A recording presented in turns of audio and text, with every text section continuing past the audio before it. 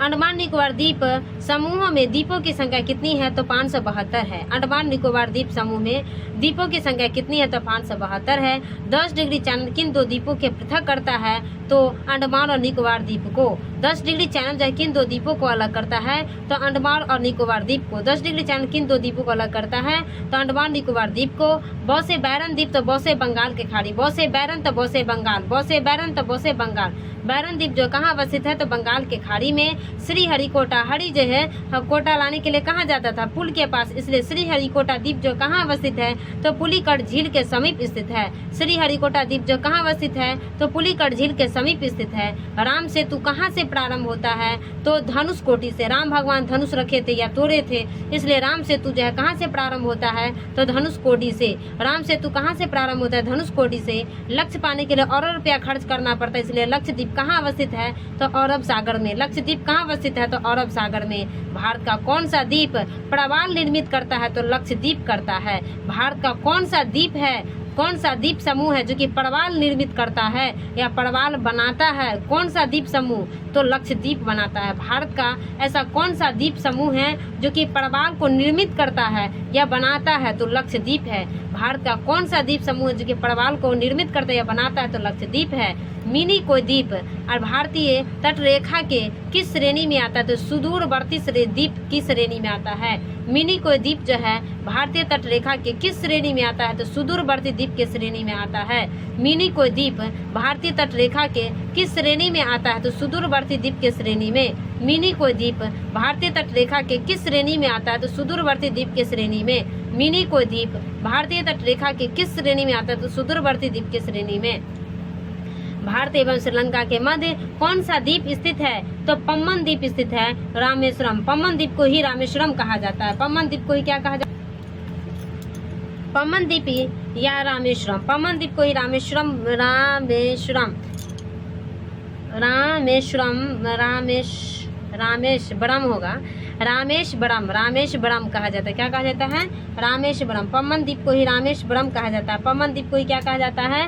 रामेश्वरम कहा जाता है। पम्बन द्वीप को ही क्या कहा जाता है? रामेश्वरम कहा जाता है। और भारत एवं श्रीलंका के मध्य कौन सा द्वीप स्थित है? तो पम्बन द्वीप स्थित है। भारत और श्रीलंका के मध्य कौन सा द्वीप स्थित है? तो पम्बन द्वीप स्थित है। भारत और श्रीलंका के मध्य जो है कौन सा द्वीप स्थित है? तो पम्बन द्वीप स्थित है। भारत और श्रीलंका के मध्य कौन सा द्वीप स्थित है? तो पम्बन द्वीप। भारत और श्रीलंका के मध्य कौन सा द्वीप स्थित है? तो पम्बन द्वीप। पम्बन द्वीप स्थित है। भारत एवं श्रीलंका के मध्य कौन सा द्वीप स्थित है? तो पम्बन द्वीप। और पम्बन द्वीप को रामेश्वरम कहा जाता है। द्वीपों पर बसा हुआ भारत का सबसे बड़ा नगर कौन सा है? तो मुंबई है। द्वीपों पर बात कर रहा है, यहाँ द्वीपों पर बात कर रहा है कि द्वीपों पर बसा हुआ भारत का सबसे बड़ा नगर कौन सा है? तो मुंबई है। द्वीपों पर बसा हुआ भारत का सबसे बड़ा नगर कौन सा है? तो मुंबई है। द्वीपों पर बसा हुआ भारत का सबसे बड़ा नगर कौन सा है? तो मुंबई। द्वीपों पर बसा हुआ भारत का सबसे बड़ा नगर कौन सा है? तो मुंबई है। द्वीपों पर बसा हुआ भारत का सबसे बड़ा नगर कौन सा है? तो मुंबई है। द्वीपों पर बसा हुआ भारत का सबसे बड़ा नगर कौन सा है? तो मुंबई। द्वीपों पर बसा हुआ भारत का सबसे बड़ा नगर कौन सा है? तो मुंबई है। कोरी क्रीक कहाँ स्थित है? तो कच्छ के करण में। कोरही, जो कोरिया सब रहेगा तो अकच्छवे करेगा ना, जो कोरिया रहेगा उसको कोई काम रहेंगे तो अकच्छवे करेगा, इसलिए कोरी क्रीक जो है कहाँ स्थित है? तो कच्छ के रन में। अकच्छ हो जाता है, कोरिया से 102 को काम रहेगा अकच्छ हो जाएगा, इसलिए कच्छ के रन में स्थित है। कोरी क्रीक जो है कहाँ स्थित है? तो कच्छ के रन में। कोरी क्रीक जो है कहाँ पर स्थित है? कच्छ के रन में। कोरी क्रीक जो है कहाँ पर स्थित है? तो कच्छ के रन में स्थित है। कोरी क्रीक जो है कहाँ पर स्थित है? तो कच्छ के रन में स्थित है। कोरी क्रीक जो है कहाँ स्थित है? तो कच्छ के रन में। सरक्रीट विवाद किन दो देशों के मध्य है? तो भारत और पाकिस्तान के मध्य है। भारत और पाकिस्तान के मध्य कौन सा स्थित है? तो सरक्रीट। सरक्रीट विवाद जो है किन दो देशों के मध्य स्थित है? तो भारत और पाकिस्तान के बीच। भारत और पाकिस्तान के बीच। सर को काट फूट के रख देता है, किधर के आदमी? भारत के आदमी के पाकिस्तान के आदमी। सर को काट खूट के, अभी जो घटना हुआ है तो पाकिस्तान के आदमी क्या किया? भारत के आदमी को मार दिया, तो काट खूट के रख दिया। तो वही बात है, सर को काट देता है कहाँ के आदमी? पाकिस्तान के आदमी भारत को। इसलिए पूछेंगे कि सरक्रीट जो है विवाद जो है किन दो देशों के मध्य है? तो भारत और पाकिस्तान के मध्य है। सरक्रीट विवाद जो है किन दो देशों के मध्य है? तो भारत और पाकिस्तान के मध्य। और कोरी क्रीक जो है कहाँ स्थित है? तो कच्छ के रन में। अब है बुर्जिल एवं बनिहाल दर्रे किस पर्वत श्रेणी में स्थित है? तो पीर पंजाल श्रेणी में स्थित है। बुर्जिल एवं बनिहाल दर्रे जो है किस पर्वत श्रेणी में स्थित है? पीर पंजाल श्रेणी में। मिजोरम को अन्य किस भौतिक नाम से भी जाना जाता है? तो मालेसिस बेसिन के नाम से। मिजोरम को अन्य किस भौतिक नाम से भी जाना जाता है? तो मालेसिस बेसिन के नाम से। मिजोरम को अन्य किस भौतिक नाम से भी जाना जाता है? तो मालेसिस बेसिन के नाम से। मिजोरम को अन्य किस भौतिक नाम से भी जाना जाता है? तो मालेसिस बेसिन के नाम से। मिजोरम को अन्य किस भौतिक नाम से भी जाना जाता है? तो मालेसिस बेसिन के नाम से। मिजोरम को अन्य किस भौतिक नाम से जाना जाता है? तो मालेसिस बेसिन के नाम से। मिजोरम को अन्य किस भौतिक नाम से जाना जाता है? तो मालेसिस बेसिन के नाम से। मिजोरम को अन्य किस भौतिक नाम से जाना जाता है? तो मालेसिस बेसिन के नाम से। मिजोरम को अन्य किस भौतिक नाम से जाना जाता है? तो मालेसिस बेसिन के नाम से। मौ से मिजोरम तो मौ से मालेसिस, मौ से मिजोरम तो मौ से मालेसिस, मौ से मिजोरम तो मौ से मालेसिस। इसलिए मिजोरम को अन्य किस भौतिक नाम से भी जाना जाता है? तो मालेसिस बेसिन के नाम से। मिजोरम को अन्य किस भौतिक नाम से भी जाना जाता है? तो मालेसिस बेसिन के नाम से। मौ से मिजोरम तो मौ से मालेसिस। और मिजोरम का अन्य भौतिक नाम क्या है? तो मालेसिस बेसिन है। मिजोरम का अन्य भौतिक नाम क्या है? तो मालेसिस बेसिन है। मिजोरम का अन्य भौतिक नाम क्या है? तो मालेसिस बेसिन नाम है। मिजोरम का अन्य भौतिक नाम क्या है? तो मालेसिस बेसिन नाम है।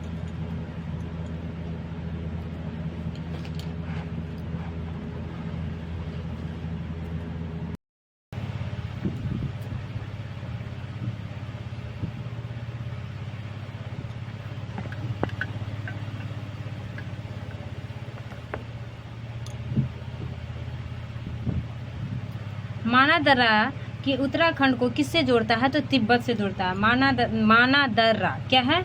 माना दर्रा।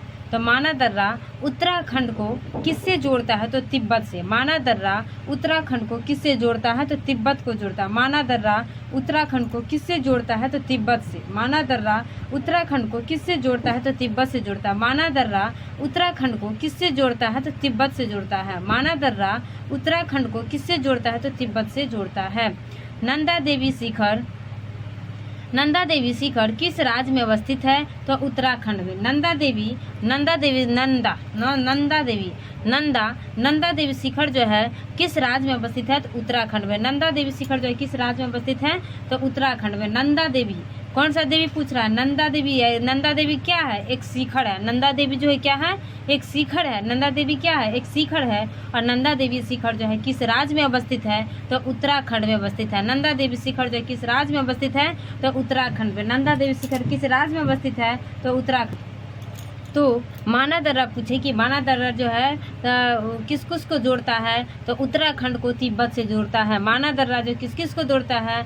जोड़ता है तो उत्तराखंड को तिब्बत से। कहीं कहीं पे यह प्रश्न रहेगा कि उत्तराखंड और तिब्बत को जो है कौन सा दर्रा जोड़ता है? तो माना दर्रा जोड़ता है। उत्तराखंड और तिब्बत को कौन सा दर्रा जोड़ता है?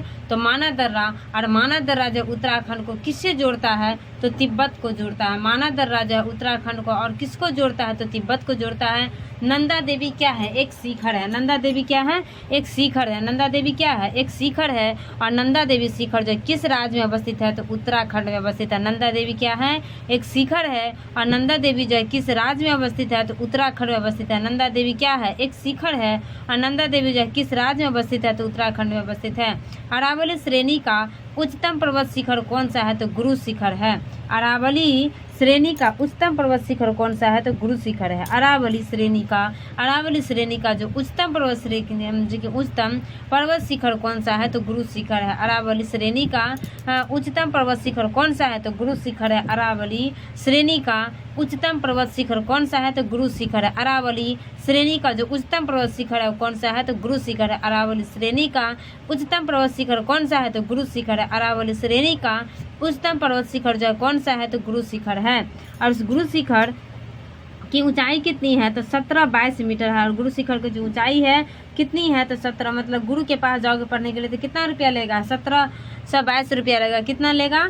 1722 रुपया। अगर गुरु के पास पढ़ने जाओगे तो कितना रुपया लेता है? राजस्थान में 1722 रुपया लेता है। इसलिए याद रखो कि गुरु शिखर जो कहाँ पर है?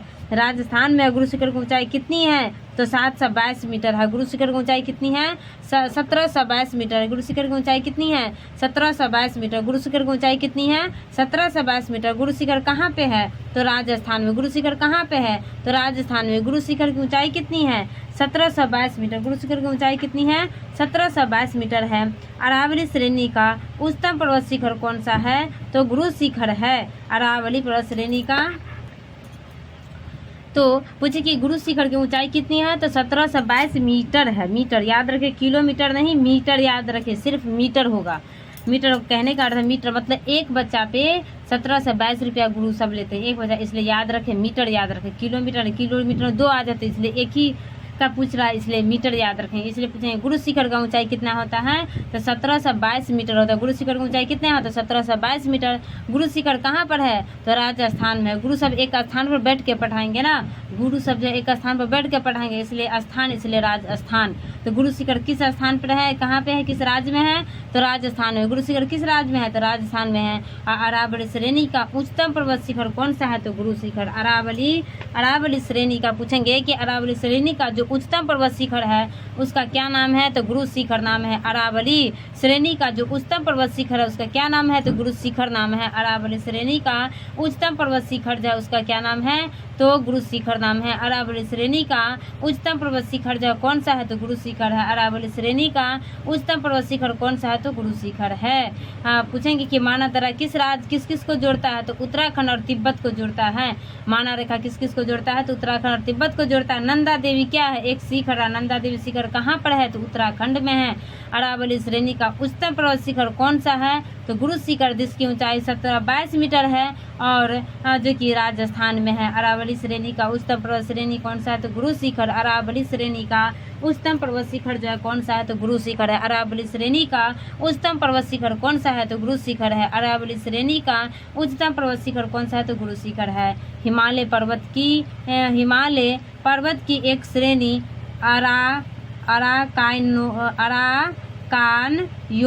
अराकानयोमा किस देश में स्थित है? तो म्यांमार में अवस्थित है।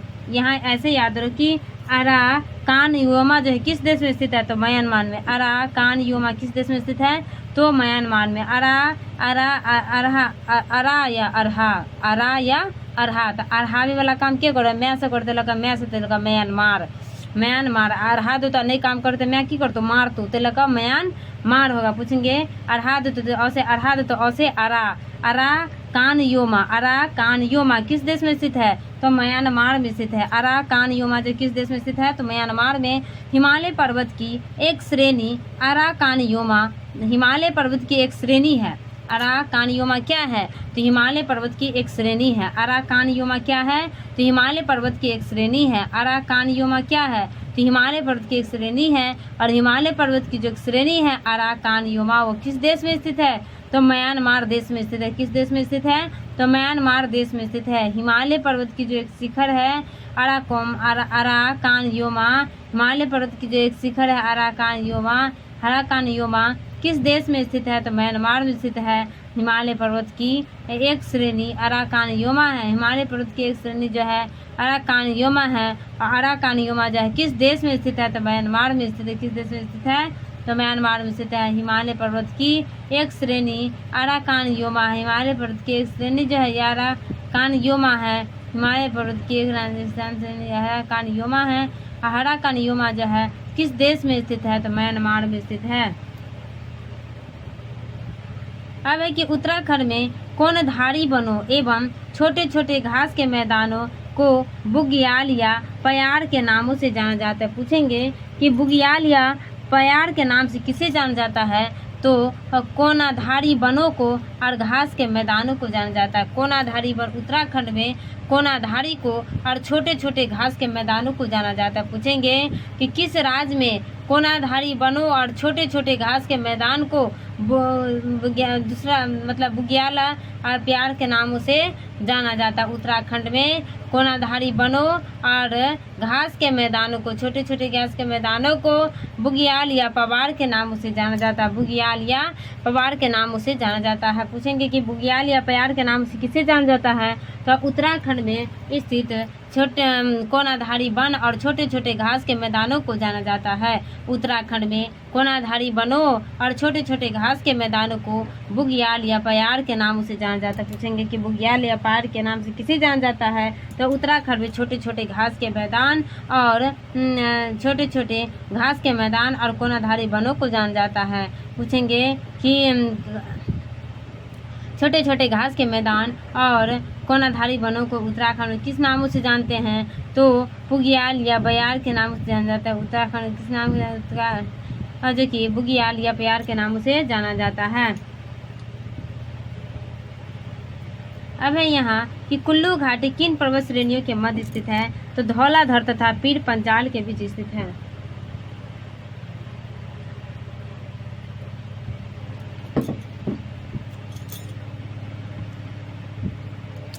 कुल्लू घाटी जो है किन पर्वत श्रेणियों के बीच स्थित है, तो धौलाधर तथा पीर पंजाल के कुल्ला कर धुबे करते मुना आ कुल्ला कर बार बार जो धुते तो लोग के की होते पीरा होते, कुल्ला करते कुल्लू मतलब कुल्ला जो करते तो धोबे करते ना, आ बार बार जो धोते तो पीरा तो होबे करते थे। लगा कुल्लू घाटी जो है किन पर्वत श्रेणी के मध्य स्थित है, तो धौलाधर और पीर पंजाल के मध्य स्थित है। धौलाधर और पीर पंजाल के मध्य स्थित है। कुल्लू घाटी जो है किन पर्वत श्रेणी के मध्य स्थित है, तो धौलाधर और पीर पंजाल के मध्य स्थित है। धौलाधर और पीर पंजाल के मध्य स्थित है। कुल्लू घाटी जो है किन राज्यों के मध्य स्थित है, कुल्लू घाटी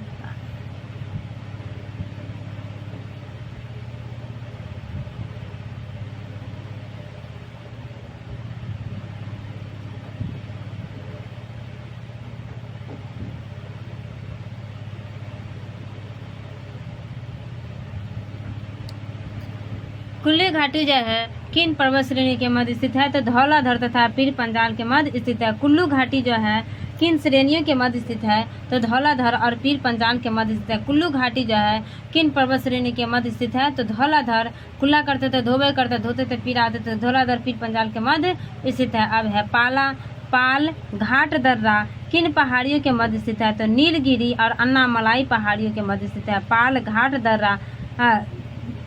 घाट दर्रा जो है, देखो किसी को जो पालेंगे तो अन्न खिलाकर पालेंगे ना, नील गाय पाल घाट कहता है, यानी कि पालना, पालेंगे किसको, तो नील गाय को पालेंगे। नील गाय को पालेंगे क्या खिलाकर, अन्न खिलाकर। तलक नीलगिरी और अन्नामलाई पहाड़ी के मध्य स्थित है। पाल घाट दर्रा जो है किन पहाड़ियों के मध्य स्थित है, तो नीलगिरी और अन्नामलाई पहाड़ियों के मध्य स्थित है। पालते तक नील गाय के पाल कथी खिलाकर, अन्न खिलाकर। तलक नील से भगले नीलगिरी, अन्न से भगले अन्नामलाई पहाड़िया। अन्न से क्या हो गया, अन्नामलाई पहाड़िया। अन्न से क्या हो गया, अन्नामलाई पहाड़िया। और नील से हो गया नीलगिरी। नील से क्या हो गया, नीलगिरी। और पाल दर्रा जो है, पाल घाट क्या है, एक दर्रा है। पाल घाट जो है क्या है, एक दर्रा है।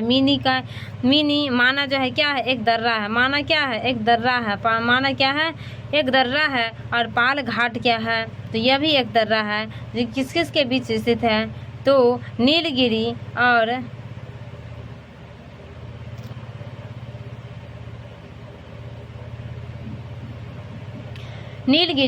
अन्नामलाई पहाड़िया के मध्य स्थित है। पाल घाट दर्रा जो किन पहाड़ियों के मध्य स्थित है, तो नीलगिरी और अन्नामलाई पहाड़िया के मध्य स्थित है। पाल घाट दर्रा जो है किन पहाड़ियों के मध्य स्थित है, तो नीलगिरी और अन्नामलाई पहाड़िया के मध्य स्थित है। पाल घाट दर्रा जो किन पहाड़ियों के मध्य स्थित है, तो नीलगिरी और अन्नामलाई पहाड़िया के मध्य स्थित है। नाथुला दर्रा किस राज्य में स्थित है, सिक्किम में। नाथुला दर्रा किस राज्य में है, सिक्किम में। और पाल घाट दर्रा जो किन पहाड़ियों के मध्य स्थित है, तो नीलगिरी और अन्नामलाई पहाड़िया का मध्य स्थित है। पाल घाट दर्रा किन पहाड़ियों के मध्य स्थित है, तो नीलगिरी अन्नामलाई पहाड़िया का मध्य स्थित है। कुल्लू घाटी जो किन राज्यों के, कुल्लू घाटी किन पर्वत श्रेणी के मध्य स्थित है, तो धौलाधर तथा पीर पंजाल के मध्य स्थित है।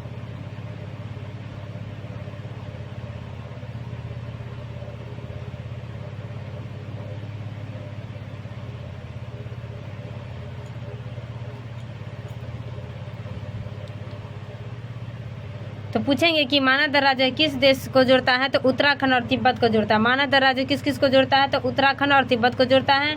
नंदा देवी क्या है, एक शिखर है। नंदा देवी किस राज्य में है, तो उत्तराखंड में है। अरावली श्रेणी का उच्चतम पर्वत शिखर कौन सा है, तो गुरु शिखर है, जिसकी ऊंचाई 1722 मीटर है और यह राजस्थान में है। अरावली श्रेणी का जो है, अरावली श्रेणी का उच्चतम पर्वत श्रेणी कौन सा है, तो गुरु शिखर है, जो कि 1722 मीटर राजस्थान में है।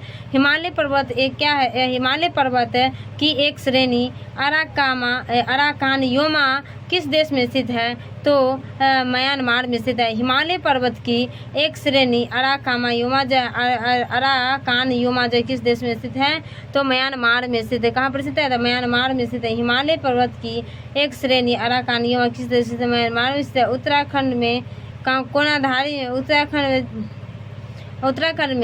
उत्तराखंड में कोनाधारी वन और छोटे छोटे घास के मैदान को किस नामों से जाना जाता है, तो बुग्याल या प्यार के नामों से जाना जाता है। उत्तराखंड में छोटे छोटे घास के मैदान या कोनाधारी वनों को किस नामों से जाना जाता है, तो बुग्याल या प्यार के नामों से जाना जाता है। बुग्याल या प्यार के नामों से जाना जाता है। पूर्वी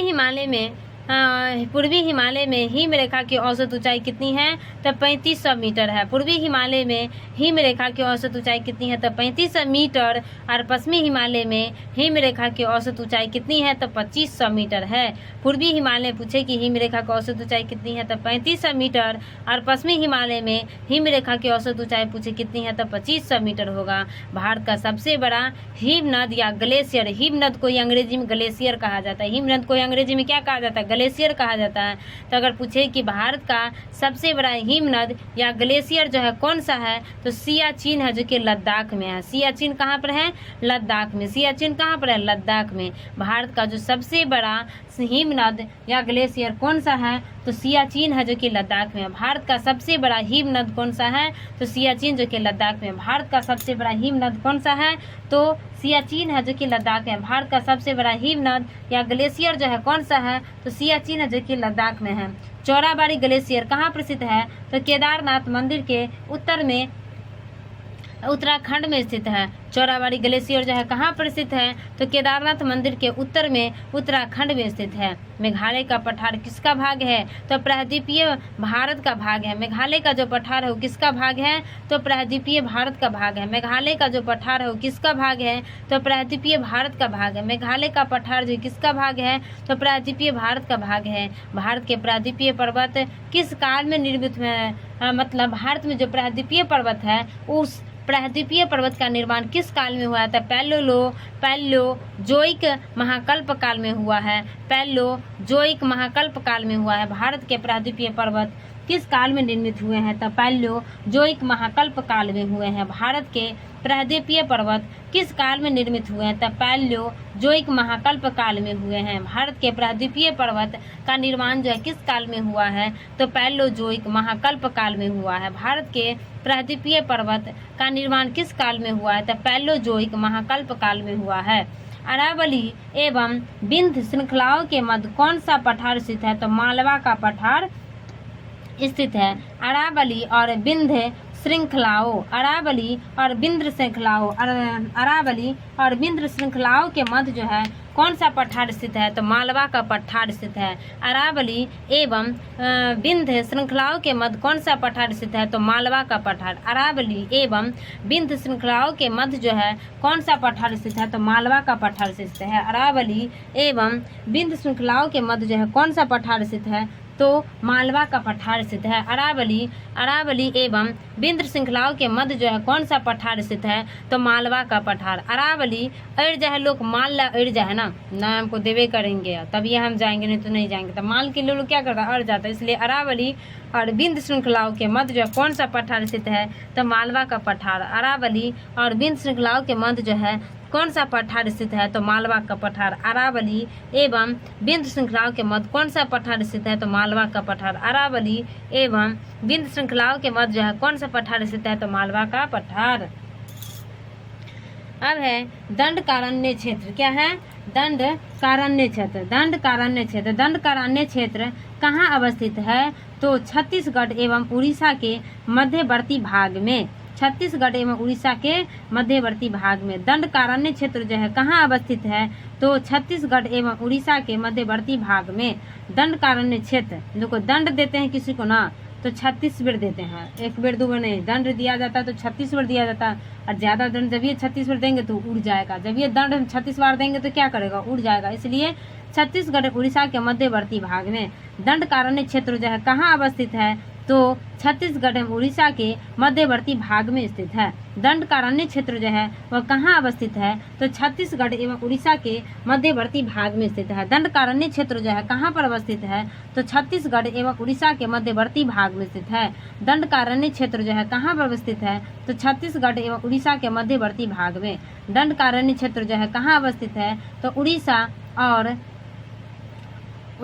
छत्तीसगढ़ और उड़ीसा के मध्यवर्ती भाग में स्थित है। अरावली एवं विंध्य श्रृंखलाओं के मध्य कौन सा पठार स्थित है, तो मालवा का पठार। अरावली एवं विंध्य श्रृंखलाओं के मध्य कौन सा पठार स्थित है, तो मालवा का पठार। दंडकारण्य क्षेत्र कहाँ स्थित है, तो छत्तीसगढ़ और उड़ीसा के मध्यवर्ती भाग में स्थित है। दंडकारण्य क्षेत्र कहाँ स्थित है, तो छत्तीसगढ़ और उड़ीसा के मध्यवर्ती भाग में स्थित है। लघु हिमालय एवं शिवालिक श्रेणी के मध्य में विस्तृत समतल संरचनात्मक स्थल को पूर्व में द्वार तथा पश्चिम में दून के नाम से जाना जाता है। पूछेंगे कि लघु हिमालय और शिवालिक हिमालय के मध्य में जो विस्तृत समतल संरचनात्मक स्थल है, मतलब समतल संरचनात्मक स्थल जब उस स्थल को पूर्व में द्वार कहा जाता है और पश्चिम में दून के नामों से जाना जाता है। लघु हिमालय शिवालिक हिमालय में विस्तारित या विस्तृत समतल जो संरचनात्मक स्थल है, मैदान है, उस मैदान को पूर्व में द्वार कहा जाता है। पूर्व में क्या कहा जाता है, द्वार कहा जाता है, और पश्चिम में दून कहा जाता है। पश्चिम में क्या कहा जाता है, दून कहा जाता है। लघु हिमालय एवं शिवालिक श्रेणी, लघु हिमालय या हिमालय शिवालिक श्रेणी के मध्य में विस्तृत स्थल संरचनात्मक स्थल को पूर्व में द्वार तथा पश्चिम में दून के नामों से जाना जाता है। संरचनात्मक स्थल को पूर्व में द्वार तथा पश्चिम में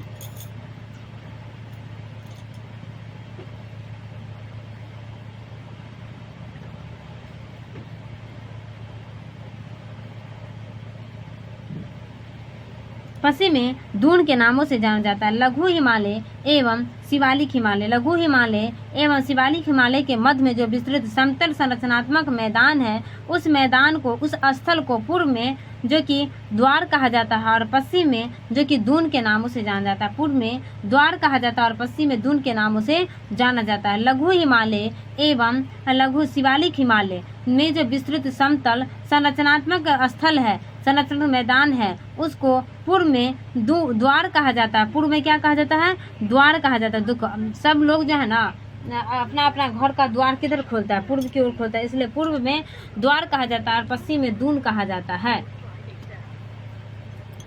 अब यहाँ के पूर्वी हिमालय में हिम रेखा की औसत ऊंचाई कितनी है, तो 3500 मीटर है। पूर्वी हिमालय में हिम रेखा की औसत ऊंचाई कितनी है, तो 3500 मीटर। और पश्चिमी हिमालय में हिम रेखा की औसत ऊंचाई कितनी है, तो 2500 मीटर है। लघु हिमालय एवं शिवालिक हिमालय के मध्य जो विस्तृत समतल संरचनात्मक मैदान है, उस मैदान को पूर्व में द्वार कहा जाता है और पश्चिम में दून कहा जाता है। अब है भारत का औसत समुद्र तल किस तट से मापा जाता है, तो मुंबई से। भारत का औसत समुद्र तल जो किस तट से मापा जाता है, तो मुंबई से मापा जाता है। भारत का जो औसत समुद्र तल है, भारत का जो औसत समुद्र तल है, उस औसत समुद्र तल किस तट से मापा जाता है, तो मुंबई से मापा जाता है। भारत का औसत समुद्र तल किस तट से मापा जाता है, तो मुंबई से। भारत का औसत समुद्र तल जो किस तट से मापा जाता है, तो मुंबई से। भारत की समुद्र तट रेखा की कुल लंबाई कितनी है, तो 7516.6 किलोमीटर है। 7516.6 किलोमीटर है। भारत की समुद्र तट रेखा की कुल लंबाई कितनी है, भारत की समुद्र तट रेखा की कुल लंबाई कितनी है, भारत की समुद्र तट रेखा की कुल लंबाई कितनी है, तो 7516.6 किलोमीटर है। भारत की समुद्र तट रेखा की कुल लंबाई कितनी है, भारत की समुद्र तट रेखा की कुल लंबाई कितनी है, तो 7516 किलोमीटर है। भारत की समुद्र तट रेखा की कुल लंबाई कितनी है, भारत की समुद्र तट रेखा की कुल लंबाई कितनी है, 7,516.6 किलोमीटर है। भारत की समुद्र तट रेखा की जो कुल लंबाई कितनी है तो 7,516.6 किलोमीटर है। भारत की जो है समुद्र तट रेखा की कुल लंबाई कितनी है तो 7,516.6 किलोमीटर है। भारत की समुद्र तट रेखा की कुल लंबाई कितनी है तो 7,516.6 किलोमीटर है। भारत की समुद्र तट रेखा की कुल लंबाई कितनी है तो 7,516.6 किलोमीटर है। भारत की समुद्र तट रेखा की कुल लंबाई कितनी है तो 7,516.6 किलोमीटर है। भारत की समुद्र तट रेखा की कुल लंबाई कितनी है तो 7,516.6 किलोमीटर है। भारत का औसत समुद्र तल किस तट से मापा जाता है तो मुंबई से मापा जाता है। भारत का औसत समुद्र तल किस तट से मापा जाता है तो मुंबई से मापा जाता है। भारत का औसत समुद्र तल किस तट से मापा जाता है तो मुंबई से मापा जाता है। भारत का औसत समुद्र तल किस तट से मापा जाता है तो मुंबई से मापा जाता है। भारत का औसत समुद्र तल जो किस तट से मापा जाता है तो औसत मुंबई से मापा जाता है। भारत की समुद्र तट रेखा की कुल लंबाई कितनी है तो 7,516.6 किलोमीटर है। भारत की समुद्र तट रेखा की कुल लंबाई कितनी है 7,516.6 किलोमीटर है। किस राज्य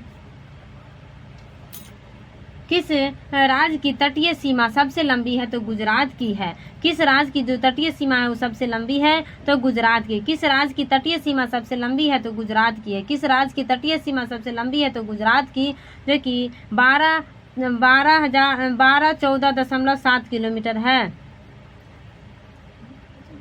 1214.7 किलोमीटर है। किस राज्य की तटीय सीमा सबसे लंबी है तो गुजरात की, जिसकी लंबाई कितनी है तो 1214.7 किलोमीटर है। कितनी है किलोमीटर 1214.7 किलोमीटर है। किस राज्य की तटीय सीमा जो है सबसे लंबी है तो गुजरात की। किस राज्य की तटीय सीमा सबसे लंबी है तो गुजरात की है, जिसकी लंबाई कितनी है तो 1214.7 किलोमीटर है। 1214.7 किलोमीटर है। 1214.7 किलोमीटर है। किस राज्य की तटीय सीमा सबसे लंबी है तो गुजरात की है। किस राज्य की तटीय सीमा जो है सबसे लंबी है तो गुजरात की है, जिसकी लंबाई कितनी है 1214.7 किलोमीटर है। भारत के कितने राज्य समुद्र तट रेखा से संलग्न है तो 9 राज्य तथा 4 केंद्र शासित प्रदेश। भारत के कितने राज्य समुद्री तट रेखा से संलग्न है। भारत के कितने राज्य है समुद्री तट रेखा से संलग्न है तो 9 राज्य और 4 केंद्र शासित प्रदेश। 9 राज्य और 4 केंद्र शासित प्रदेश। भारत में के कितने राज्य समुद्र तट रेखा से संलग्न है। भारत के कितने राज्य समुद्र तट रेखा से संलग्न है 9 राज्य और 4 केंद्र शासित प्रदेश है। भारत के कितने राज्य समुद्र तट रेखा के संलग्न है। भारत के कितने राज्य हैं जो समुद्र तट रेखा के संलग्न है तो 9 राज्य 4 केंद्र शासित प्रदेश हैं।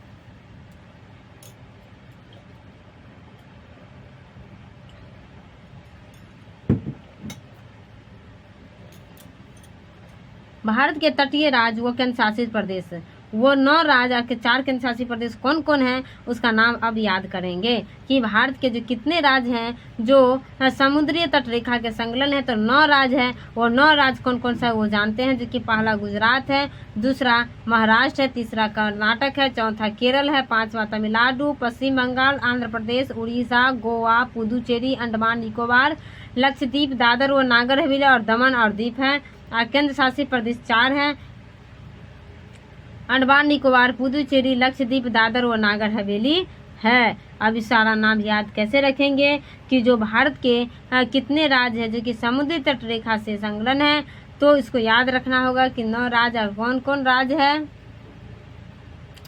तो गुजरात है, गुजर जाता है महानदी से, महानदी से गुजरेगा तो बहुत नाटक खेलता है। ऐसे जो कि गुजरात, महाराष्ट्र, कर्नाटक, कौसे कर्नाटक तो कौसे केरल हो गया, कौसे कर्नाटक तो कौसे केरल हो गया। अब है तमिलनाडु, पश्चिम बंगाल, आंध्र प्रदेश, उड़ीसा, गोवा, पुदुचेरी है, अंडमान निकोबार, लक्षद्वीप है और दादर व नागर हवेली है। दादर व नागर हवेली है। भारत के जो समुद्री तटीय रेखा से संलग्न 9 राज्य कौन कौन से है तो गुजरात है, महाराष्ट्र है, कर्नाटक है, केरल है। गुजरात, महाराष्ट्र, केरल, कर्नाटक गुजरात, महाराष्ट्र, केरल, कर्नाटक, गुजरात, महाराष्ट्र, केरल, कर्नाटक, गुजरात, महाराष्ट्र, केरल, कर्नाटक। इसके बाद है तमिलनाडु, पश्चिम बंगाल, आंध्र प्रदेश, उड़ीसा। तमिलनाडु, पश्चिम बंगाल, आंध्र प्रदेश और उड़ीसा होता है। तमिलनाडु, पश्चिम बंगाल, आंध्र प्रदेश और उड़ीसा होता है। अब है गोवा, पुदुचेरी, अंडमान निकोबार होता है। गोवा, पुदुचेरी, अंडमान निकोबार होता है। गोवा, पुदुचेरी, अंडमान निकोबार होता है। अंडमान निकोबार होता है। पुदुचेरी, अंडमान निकोबार होता है। इसका है गोवा, पुदुचेरी, अंडमान निकोबार का लक्षद्वीप होता है। दादर व नागर हवेली को होता है। क्या होता है? दादर व नागर हवेली होता है। क्या होता है? दादर और नागर हवेली होता है।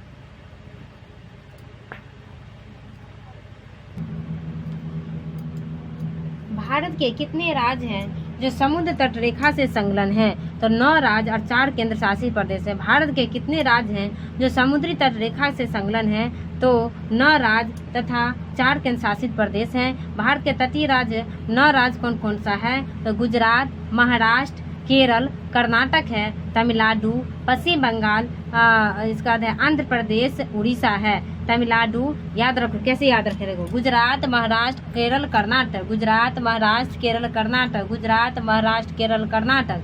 इसके बाद याद रखो कि तमिलनाडु, पश्चिम बंगाल, आंध्र प्रदेश, उड़ीसा। तमिलनाडु, पश्चिम बंगाल, आंध्र प्रदेश, उड़ीसा। तमिलनाडु, पश्चिम बंगाल, आंध्र प्रदेश, उड़ीसा। इसके बाद याद रखो गोवा, पुदुचेरी, गोवा जाने में पुदुचेरी, गोवा, पुदुचेरी, अंडमान निकोबार, गोवा, पुदुचेरी, अंडमान निकोबार, गोवा, पुदुचेरी, अंडमान निकोबार, गोवा, पुदुचेरी, अंडमान निकोबार।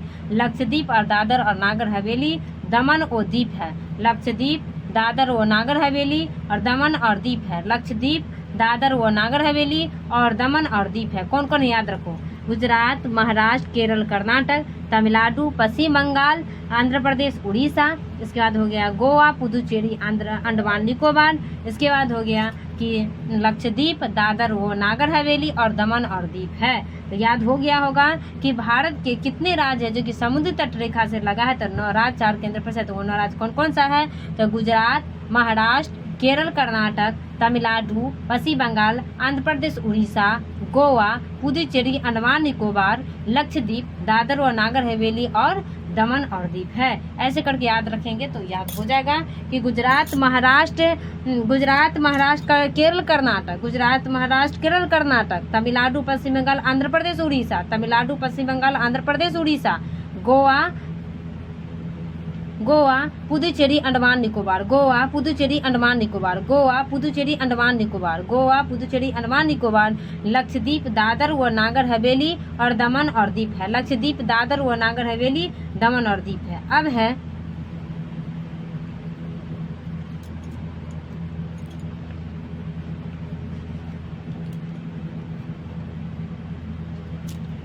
अब कि प्राचीन भारतीय ऐतिहासिक भूगोल में रत्नाकर नाम किसका सूचक था? तो हिंद महासागर का। प्राचीन भारतीय इतिहास भूगोल में मतलब किसको रत्नाकर के नाम से जाना जाता है? रत्नाकर के नाम से। तो हिंद महासागर को रत्नाकर के नाम से भी जाना जाता है। हिंद महासागर किस नाम से जानता है? तो रत्नाकर। रत्न जो था, इस रत्न क्या था? हिंदू था ना। रत्न जो नाम था इसका क्या था? कौन था? हिंदू था। इसलिए रत्नाकर जो किसका नाम था? हिंदू था, इसलिए हिंद महासागर। हिंदू था ना रत्ना, इसलिए रत्नाकर जो है क्या है? एक हिंदू था, इसलिए हिंद महासागर का है। प्राचीन भारतीय इतिहास भूगोल में रत्नाकर नाम किसका सूचक था?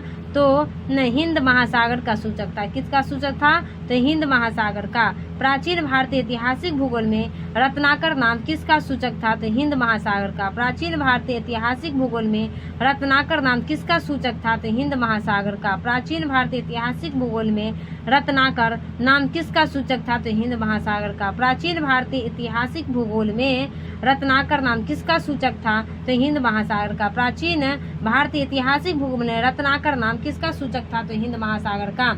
अब है तमिलनाडु और आंध्र प्रदेश के समुद्र तट का क्या नाम है? तो कोरोमंडल तट नाम है। तमिलनाडु और आंध्र प्रदेश के समुद्र तट का क्या नाम है? तो कोरोमंडल तट नाम है। तमिलनाडु और आंध्र प्रदेश के समुद्र तट का क्या नाम है? तो कोरोमंडल तट नाम है। तमिलनाडु और आंध्र प्रदेश के समुद्र तट का क्या नाम है? तो कोरोमंडल तट नाम है। तमिलनाडु और आंध्र प्रदेश के समुद्र तट का क्या नाम है? तो कोरोमंडल तट नाम है।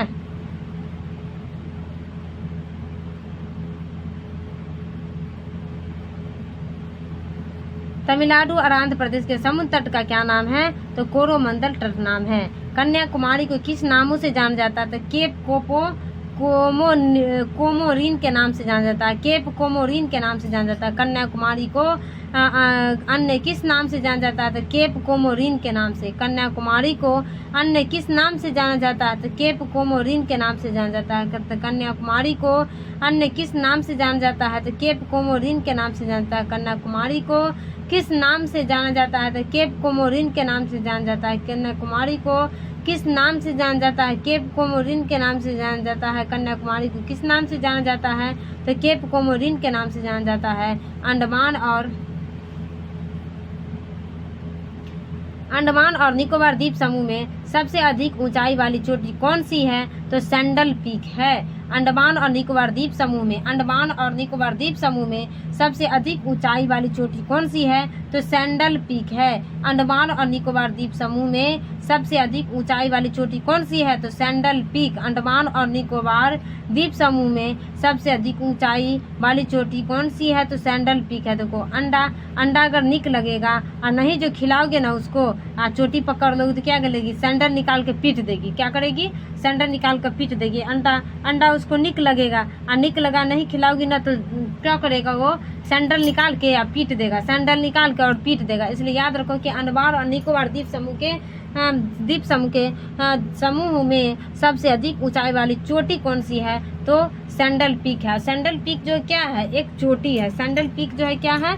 एक चोटी है। सैंडल पीक क्या है? एक चोटी है। सैंडल पीक क्या है? एक चोटी है। सैंडल निकाल के पीटेगी कब? जब उस लड़की का चोटी पकड़ लेंगे तब। सैंडल निकाल कर पीटेगी कब? जब उसका हम चोटी पकड़ लेंगे तब। इसलिए याद रखें कि सैंडल पीक जो है क्या है?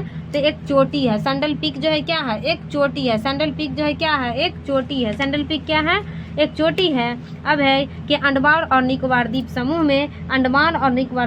में सबसे अधिक ऊंचाई वाली चोटी कौन सी है? तो सैंडल पीक है। अंडमान और निकोबार द्वीप समूह में सबसे अधिक ऊंचाई वाली चोटी कौन सी है? तो सैंडल पीक है।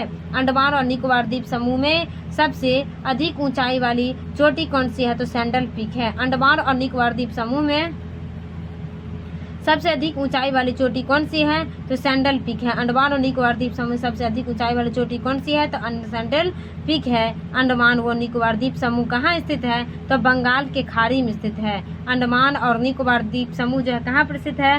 तो बंगाल के खाड़ी में स्थित है। बंगाल के खाड़ी में अंडा जो बिकता है निक वाला बगले में बिकता है ना। अंडा जो तुमको बिक रहा है निक लग रहा है खाने में, कहाँ पे? बगल में बिक रहा है वहाँ पर, इसलिए बगल में, इसलिए बंगाल के खाड़ी। अंडा जो तुमको निक लग रहा है खाने में वो कहाँ बिक रहा है? तो बगल में बिक रहा है, इसलिए बगल में बिक रहा है, इसलिए बंगाल के खाड़ी होगा। बंगाल की खाड़ी, इसलिए अंडमान और निकोबार द्वीप समूह जो कहाँ पर स्थित है? तो बंगाल के खाड़ी में स्थित है। अंडमान और निकोबार द्वीप समूह जो है कहाँ पर स्थित है? तो बंगाल के खाड़ी में स्थित है। अंडमान और निकोबार द्वीप समूह जो कहाँ पर स्थित है? तो बंगाल के खाड़ी में। अंडमान और निकोबार द्वीप समूह जो कहाँ पर स्थित है? तो बंगाल के खाड़ी में। अंडमान और निकोबार द्वीप समूह जो कहाँ पर स्थित है? तो बंगाल के खाड़ी में। अंडमान और निकोबार द्वीप समूह कहाँ पर स्थित है? तो बंगाल के खाड़ी में। अंडमान और निकोबार द्वीप समूह में सबसे ऊंची चोटी कौन सी है? तो सैंडल पीक है। अंडमान और निकोबार द्वीप समूह सबसे ऊंची चोटी कौन सी है? तो सैंडल पीक है। अंडमान और निकोबार द्वीप समूह कहाँ स्थित है? तो बंगाल के खाड़ी में। अंडमान और निकोबार द्वीप समूह कहाँ पर स्थित है? तो बंगाल के खाड़ी में।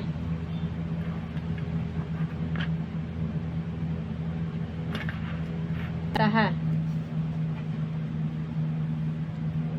पूछेंगे कि कश्मीर हिमालय या पंजाब हिमालय, कश्मीर हिमालय या पंजाब हिमालय के नाम से किसे जाना जाता है? तो सतलज एवं सिंधु नदी के मध्य स्थित हिमालय को जाना जाता है। सिंधु नदी और सतलज नदी के मध्य स्थित हिमालय को जाना जाता है। कश्मीर हिमालय या पंजाब हिमालय। कश्मीर हिमालय या पंजाब के हिमालय के नाम से कश्मीर हिमालय को ही पंजाब हिमालय कहा जाता है। कश्मीर हिमालय को ही क्या कहा जाता है? पंजाब हिमालय कहा जाता है। कश्मीर हिमालय को ही क्या कहा जाता है? पंजाब हिमालय कहा जाता है। तो कश्मीर हिमालय या पंजाब हिमालय को और किस नाम से जाना जाता है?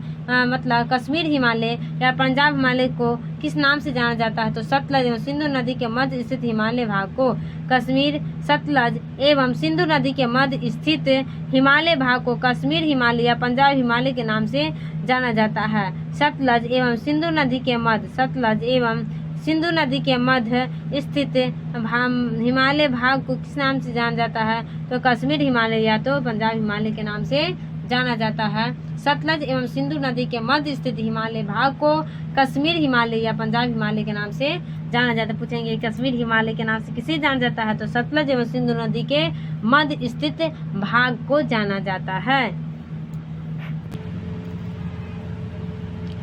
अब है कि अंडमान और निकोबार द्वीप समूह में द्वीपों की संख्या कितनी है? तो 572 है। अंडमान और निकोबार द्वीप समूह में द्वीपों की संख्या कितनी है? तो 572 है।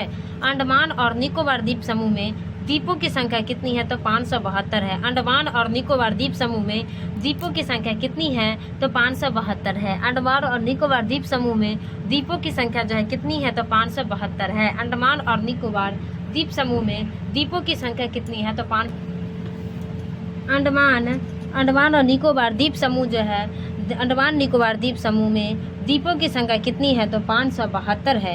अंडमान और निकोबार द्वीप समूह में द्वीपों की संख्या कितनी है? तो 572। अंडमान और निकोबार द्वीप समूह में द्वीपों की संख्या कितनी है? तो 572 है। अंडमान और निकोबार द्वीप समूह में द्वीपों की संख्या कितनी है? तो 572 है। अंडमान और निकोबार द्वीप समूह में द्वीपों की संख्या कितनी है? तो 572 है। 10 डिग्री चैनल किन दो द्वीपों को पृथक करता है? तो जो कि अन्नी, तो अंडमान और निकोबार द्वीप को अलग करता है। 10 डिग्री चैनल जो किन दो द्वीपों को अलग करता है? तो अन्निया 10 रुपया में देशी रहो, 10 रुपया में अंडा देशी। अन्निया 10 रुपया में अंडा देशी रहो। तो अन्निया ना तो लगा अन्निया, तो अ से भगले अंडमान और नी से भगले निकोबार। तो 10 डिग्री चैनल जो किन दो द्वीपों को अलग करता है? तो अंडमान और निकोबार द्वीप को। 10 डिग्री चैनल जो किन दो द्वीपों को अलग करता है? तो अंडमान और निकोबार द्वीप को। 10 डिग्री चैनल जो किन दो द्वीपों को अलग करता है? तो अंडमान और निकोबार द्वीप को। और अंडमान निकोबार द्वीप समूह में द्वीपों की संख्या कितनी है? तो 572 है। अंडमान निकोबार द्वीप समूह द्वीपों की संख्या कितनी है? तो 572। 10 डिग्री चैनल जो किन दो द्वीपों को अलग करता है? तो अंडमान को निकोबार द्वीप से, अंडमान को निकोबार द्वीप से। बैरन द्वीप जो है कहाँ अवस्थित है? तो बौसे बैरन, बौसे बंगाल के खाड़ी में। बैरन द्वीप जो कहाँ पर स्थित है? तो बौसे बैरन, तो बौसे बंगाल के खाड़ी में। बौसे बैरन, तो बौसे बंगाल के खाड़ी में। बौसे बैरन, तो बौसे बंगाल के खाड़ी में। बैरन द्वीप जो कहाँ अवस्थित है? तो बंगाल के खाड़ी में अवस्थित है। बैरन द्वीप जो कहाँ पर अवस्थित है? तो बंगाल के खाड़ी में। बौसे बैरन, बौसे बंगाल, बौसे बैरन, तो बौसे बंगाल। बैरन द्वीप जो कहाँ अवस्थित है? तो बंगाल के खाड़ी में अवस्थित है। बैरन द्वीप जो कहाँ अवस्थित है? तो बंगाल के खाड़ी में। बैरन द्वीप जो कहाँ अवस्थित है? तो बंगाल के खाड़ी में अवस्थित है। बैरन द्वीप जो कहाँ अवस्थित है? तो बंगाल के खाड़ी में अवस्थित है। बैरन द्वीप जो कहाँ अवस्थित है? तो बंगाल के खाड़ी में। बैरन द्वीप जो कहाँ अवस्थित है? तो बंगाल के खाड़ी में। श्रीहरिकोटा द्वीप कहाँ अवस्थित है? तो पुलिकट झील के समीप। श्रीहरिकोटा द्वीप जो कहाँ स्थित है? जो कि कोटा लावे पुल के पार करके हरि जो है कोटा लाने जाता था, तो पुल के पार करके जाता था, इसलिए पुलिकट झील के समीप है। पुलिकट झील के पुला के पास जाता था। हरि जो है कोटा लाने के लिए कहाँ जाता था? तो पुल के पास जाता था, इसलिए पुलिकट झील के समीप, पुलिकट झील के समीप। पूछेंगे कि श्रीहरिकोटा द्वीप जो है कहाँ अवस्थित है? तो पुलिकट झील के समीप अवस्थित है। श्रीहरिकोटा द्वीप जो है कहाँ अवस्थित है? तो पुलिकट झील के समीप। श्रीहरिकोटा द्वीप जो है कहाँ अवस्थित है? तो पुलिकट झील के समीप अवस्थित है। श्रीहरिकोटा द्वीप जो है कहाँ अवस्थित है? तो पुलिकट झील के समीप अवस्थित है। श्रीहरिकोटा द्वीप जो है कहाँ अवस्थित है? तो पुलिकट झील के समीप अवस्थित है। श्रीहरिकोटा द्वीप जो है कहाँ अवस्थित है? तो पुलिकट झील के समीप अवस्थित है। श्रीहरिकोटा द्वीप जो है कहाँ अवस्थित है? तो पुलिकट झील के समीप अवस्थित है। श्रीहरिकोटा द्वीप जो है कहाँ अवस्थित है? तो पुलिकट झील के समीप अवस्थित है। अब है राम सेतु कहाँ से प्रारंभ होता है? तो धनुष कोडी से प्रारंभ होता है। राम भगवान ने धनुष चलाया था। रामे भगवान जो क्या कहते हैं धनुष को तोड़े थे। इसलिए पूछेंगे कि राम सेतु जो है कहाँ से प्रारंभ होता है, तो धनुष कोडी से। राम सेतु जो है कहाँ से प्रारंभ होता है, तो धनुष कोडी से। राम सेतु जो है कहाँ से प्रारंभ होता है, तो धनुष कोडी से। राम सेतु जो है कहाँ से प्रारंभ होता है, तो पूछेंगे कि श्रीहरिकोटा द्वीप जो कहाँ अवस्थित है, तो पुलिकट के समीप अवस्थित है। श्रीहरिकोटा द्वीप जो कहाँ अवस्थित है, तो पुलिकट के समीप अवस्थित है। राम सेतु कहाँ से प्रारंभ होता है, तो धनुषकोडी से प्रारंभ होता है। राम सेतु जो है कहाँ से प्रारंभ होता है, तो धनुषकोडी से। लक्षद्वीप जो है कहाँ अवस्थित है, तो अरब सागर में। लक्षद्वीप जो कहाँ पर, लक्ष्य पाने के लिए अरब रुपया खर्चा करना पड़ता है, इसलिए लक्षद्वीप जो है कहाँ अवस्थित है, तो अरब सागर में। लक्षद्वीप जो है कहाँ अवस्थित है, तो अरब सागर में। भारत का कौन सा द्वीप समूह प्रवाल निर्मित है, तो लक्षद्वीप है। भारत का कौन सा द्वीप समूह जो कि प्रवाल निर्मित है, तो लक्षद्वीप है। भारत का कौन सा द्वीप समूह प्रवाल निर्मित है, तो लक्षद्वीप है। भारत का कौन सा द्वीप समूह जो प्रवाल निर्मित है, तो लक्षद्वीप है। मिनिकोय